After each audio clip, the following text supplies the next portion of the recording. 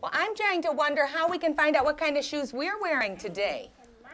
First of all, did you feel that you were guiding them to come up with categories? You wanted to make sure that they didn't stay focused on color, Right. but they were really paying attention to other attributes.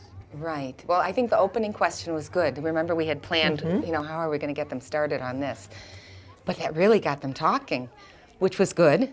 And all I could hear were different words from different kids. And I was trying to think, well, how can I organize this? You did something, though. At one point, you said, turn to a partner. Right.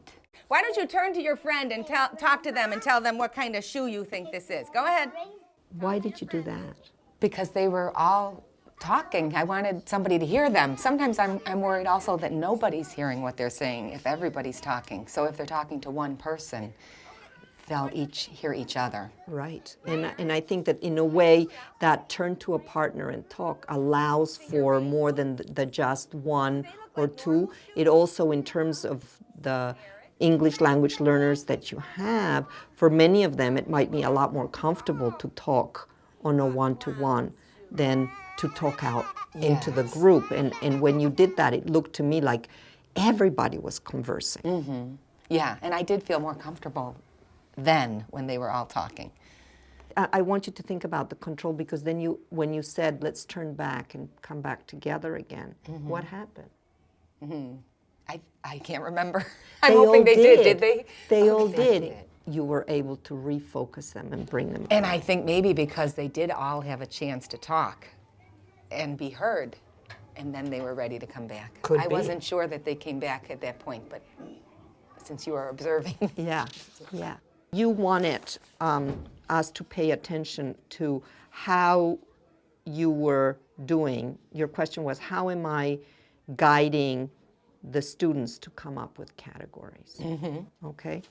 So you had them take off their shoes, those who wanted to take off their shoes, and you asked them, what kinds of shoes do we have? And that's when they started saying the boots, and then they came up with the idea of the running shoes. That was the second one that came up. So first was the boots, and then was the running shoes. And so you asked, are all of these running shoes? I found that so interesting. To me, they're all running shoes, except for, my shoe. But they weren't.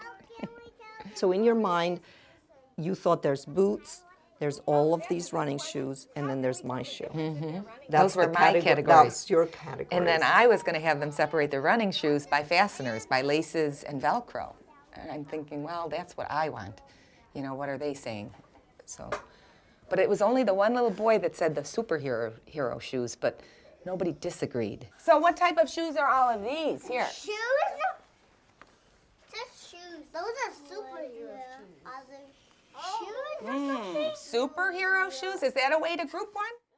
Well, you tried to get them away from that, right? Yes, I tried.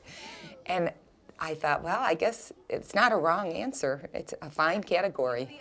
So I said, let's go with it. So did it feel at that point, was that one of the moments where there was that internal tug with you of, should I go with my idea or should I let go? That was an internal tug, yes. And when I realized, I don't think they would have wanted to change it. They liked it, so it was theirs. So did you realize before he called them the superhero shoes? Because he came up and he said, no, these are not running shoes. And you asked the question, what makes these running shoes? Mm-hmm. I had no idea what he was going to say. Yeah. Justin doesn't think these are running shoes. How come they're not running shoes? Any idea?